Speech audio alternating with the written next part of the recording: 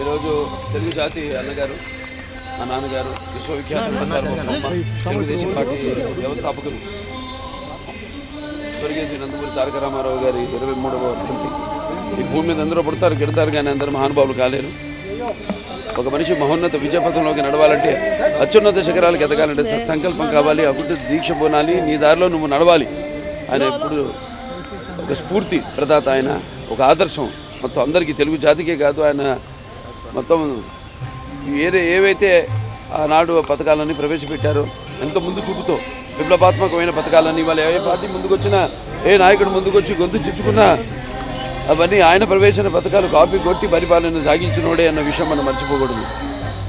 So ఆనాడు మరి ఆయన 9 నెలల్లో ఒక రైతు బిడ్డగా పుట్టి సబ్ రిజిస్టర్ ఉద్యోగాన్ని రాజీనామా చేసి ఆ రోజు ఆ లంచగొండితనాన్ని సహించలేక, అలాగే తర్వాత సినిమా రంగంలో ప్రవేశించి ఎన్నో రకరకాల పాత్రలను ఆయన జీవం పోసి ఎందుకంటే వాళ్ళ నేను ఎన్నో సందర్భాల్లో చెప్పడం జరుగుతుంటుంది. దేవుళ్ళు కూడా ఇంకా ఆయన ఆ పాత్ర పోషణ వల్ల, అంటే అది పౌరాణికాలు చిత్రాల గురించి వస్తే ఆయన భక్తికి జీవం పోసింది. ఆయన భక్తిని అందరిలో ఇంకా పొంగించింది ఆయన.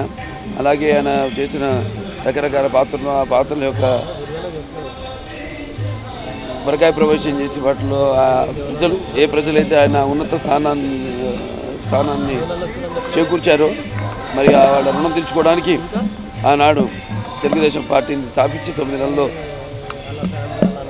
పార్టీని అధికారంలో తీసుకొచ్చాను. ముఖ్యమంత్రి పీఠాన్ని అధిష్ఠించడం జరిగింది. అంతవరకు మరి ఈ అధికారంలో ఉన్న పదవులకు దూరంగా ఉన్న బడుగు బలహీన వర్గాలు అయితేనేమి, వెనకబడిన తరగతులు అయితేనేమి, తాడిత పీడిత కులాలు వాళ్ళందరూ కూడా, మైనారిటీలందరూ కూడా చేయూతనిచ్చి అధికార పీఠంలో ఉన్న పదవులను ఆపాదించిన మహానుభావుడు నందమూరి తారక రామారావు గారు.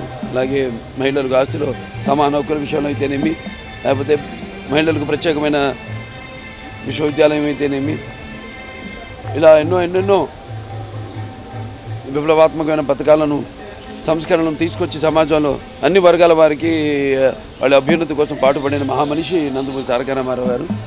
సో ఇవాళ ఆయన్ని తలుచుకుంటే మనకు గుర్తొచ్చేది ముఖ్యంగా నీతి, నిజాయితీ, క్రమశిక్షణ, ధైర్యం, త్యాగం. ఇవన్నీ కలగలిపితే ఒక నందమూరి తారక రామారావు గారు. అందరూ కూడా ఆయన ఏ ఆశయాల కోసం జీవించారో, తెలుగు జాతి ఉన్నంత వరకు రామారావు గారు ఆయన శారీరకంగా లేకపోయినా మనందరి గుండెల్లో గూడు కట్టుకున్నారు. ఆయన గుర్తుండిపోతారు.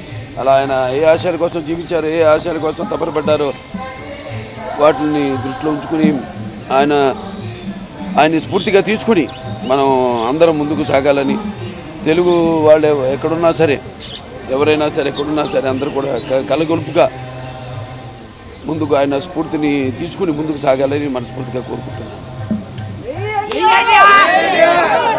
You're watching this on Mirror TV. Please like, share and subscribe. You're watching this on Mirror TV. Please like, share and subscribe. You're watching this on Mirror TV. Please like, share and subscribe.